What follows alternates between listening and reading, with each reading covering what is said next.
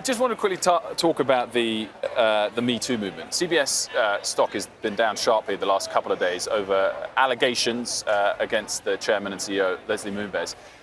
So far, all of these stories that have come out have been focused in one industry, mainly in the media industry. Do you think there are some types of stories like that to come from Wall Street or not? Look, I think there's bad behavior everywhere, okay?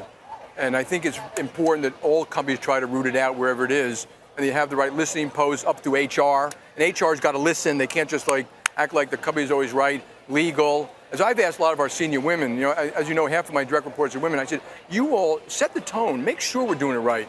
But of course you worry in any big company when you come to any location that branch manager over there, is holding your job in their hands. You may be afraid to use one of those hotlines. So we are always looking for ways to make sure that people here are trusted and respected and not mistreated, and we should all strive to do a better job.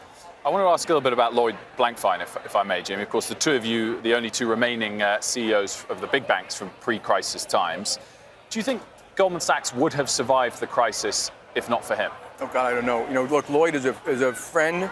I think he's a wonderful guy. He's a great leader, and he did a great job taking that company through a really difficult time. You joked in a comment to me before that you hope you see more of him going forward, just socially, or is there a job for him? Lloyd and I see each other socially and our spouses, and we have a great time together, so I'm sure he'll continue to do that. In his statement when he announced his retirement, he said this about the timing of his departure. When things are going badly, you can't leave. When things are going well, you don't want to leave. So if you're going to go out on your own steam, it's always going to be at a moment when you don't want to leave. By the way, that's why people sometimes stay too long. Jamie, do you have the energy to take JPMorgan through the next recession, or would you rather stand down at the top? To me, it's got another. I agree with his statement mostly, but I love this company. I love what I do. When I don't have the energy, I should step down. I think if you are on the playing field and you're the quarterback, you better put on the jersey and give it your all. The second you say, well, I want to take 10 minutes out or skip a game, you can be part of the team. You can't be the quarterback. You can't be on the field. But I have the energy, and to me, it's not nothing to do with the recession. There'll be the right time. It's up to the board. It's not up to me. And I think we have great success at the company. We have some outstanding leadership here, and so we're totally comfortable that there's plenty of succession when I'm hit by a bus or it takes place in 5 years or so. On that topic, another comment from Lloyd in terms of staying down. He said, David is ripe and ready, and he's the right guy. Is somebody below you ready today if necessary? Yeah, I think there's several. And the board, more importantly, the board thinks that. Okay, fair enough. Have you got any advice for David Solomon as he takes over the reins at Goldman? I called David to wish him my best. I know him a little bit, and I'm sure he'll do great.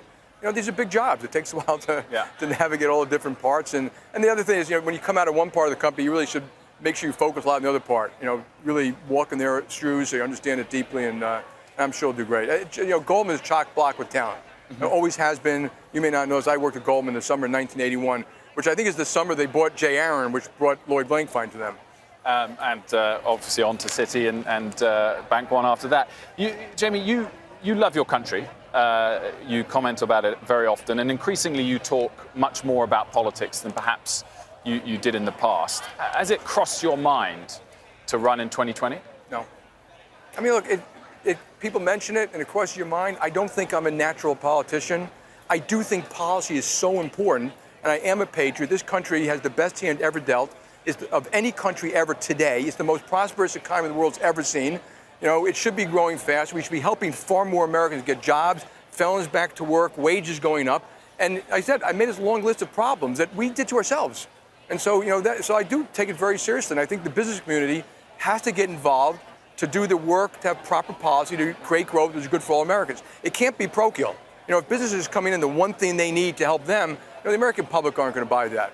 But, like the BRT, which I'm the chairman of, we try to focus on, we have immigration policy, tax policy, trade policy, innovation policy, work skills, getting kids, whether it's high school, community college, when they leave, they have the skills that give them a job that's well paying, and there are tons of them.